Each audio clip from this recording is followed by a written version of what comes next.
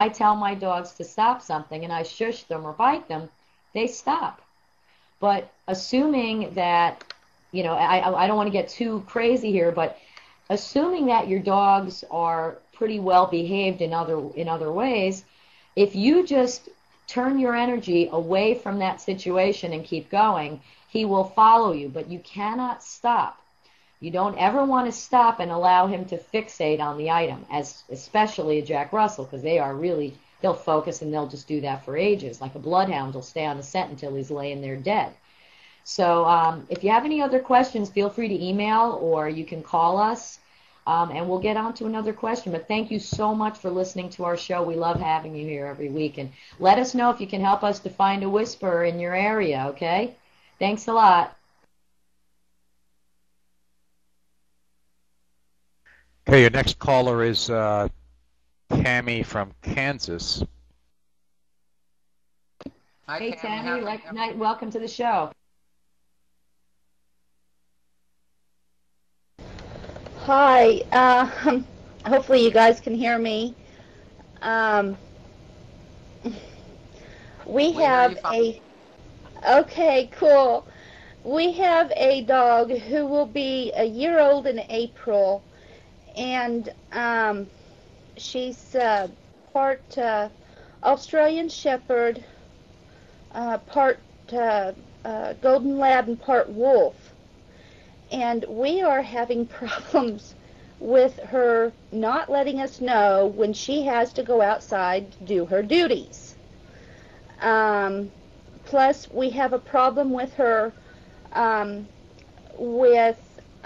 jumping up on people when they come over to the house. I mean, she just attacks them, it's like, give me love, give me love. She gets all excited when they come over. What do I do about these two things? Because there are some people who come over do not like her jumping on them. And it's dominance. Okay. All right. Yeah, and like I say, we need to get her somehow where she is letting us know when she's got to go outside to do her duties. Okay. I'll take care of the duty one. Now, how are you feeding your dog from Kansas? Are you feeding her twice a day, or are you putting it down and leaving it?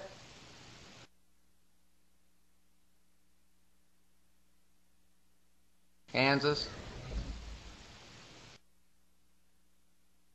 We give her a big bowl once a day, and we let her eat as she wants to, throughout the day.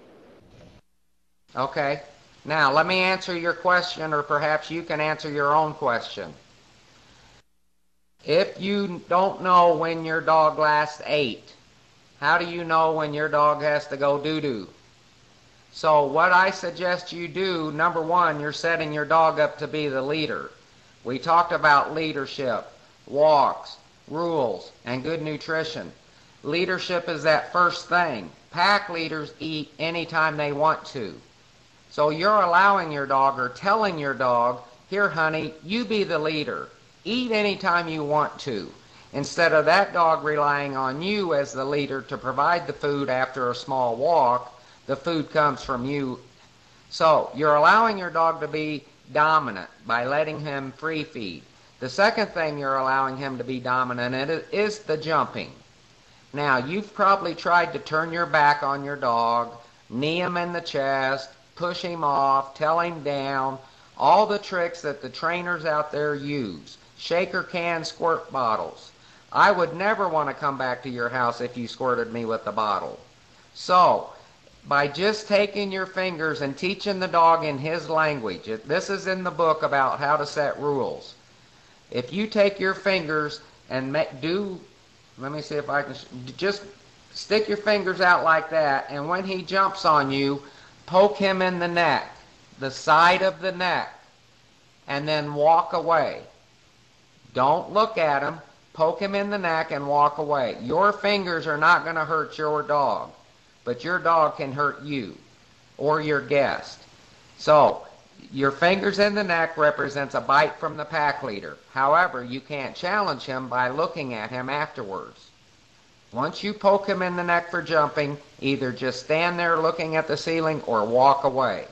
Now, if you start walking him and then resting him and then feeding him twice a day, your dog will then rely on you to find the food. Then you can set a timer to what time he eats and what time he has to go poop. And then you'll know when to let your dog out. And then your dog will start learning to go to the door to let him out, because he's only going to do it twice a day. So you're causing the problem by free feeding your dog.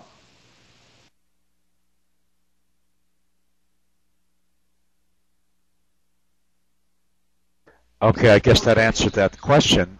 While I got the mic, Mark and Janice, I want to tell you a very, very short story and a leading question to that. I had a neighbor years and years ago that had a dog with a problem of the dog used to poop in the house all the time. So what did this guy do to try to teach his dog not to poop in the house? Every time the dog pooped, the guy used to grab the dog's head and stick his nose in his own poop. He did that a couple of times, and guess what? The dog used to poop and stick his own head in his poop, his nose in his poop. So he basically trained his dog to do the wrong thing. But anyway, that leads to the question as to how do you train a dog to not poop in the house? I mean, let's say if it's is there a difference between training a puppy and a let's say a full-grown dog? Okay, Mark, can I take that one? Go ahead. All right. Let me first preface by saying people are stupid sometimes, because a dog lives in the moment, and anybody who's over like 20, think about you're going upstairs because you forgot something upstairs. You get all the way up there. You forget what you went up for. You walk back down. You remember what you needed. You start walking back up. You get all the way upstairs. You forget it. You come back down. The third time, you finally write it down because you just can't believe how stupid you are. Dogs live like that. Dogs live in a moment. Dogs live in 10-second or 15-second increments. So, for instance, when a dog jumps up on me and I correct him and I poke him in the neck, he's not thinking for the next hour, oh my God, I wonder if I jump on her, is she going to poke me in the neck? All he's going to understand is that the repercussions or what happens because of it, if he jumps on me, he's going to get bitten. That is a bite to a dog. I use my right hand. It's like a poke, like you were going to poke somebody to get their attention. You're not going to beat up the dog. But the problem is that when we're teaching a dog and we're potty training him, a lot of people free feed. Now, some people don't realize they're free feeding. They say, oh, no, I feed him twice a day. Well, why is there dog food in his dish now? Well, he didn't eat everything. Guess what? The only one in the wild who eats whenever he or she wants, and is the pack leader. So if you're allowing your dog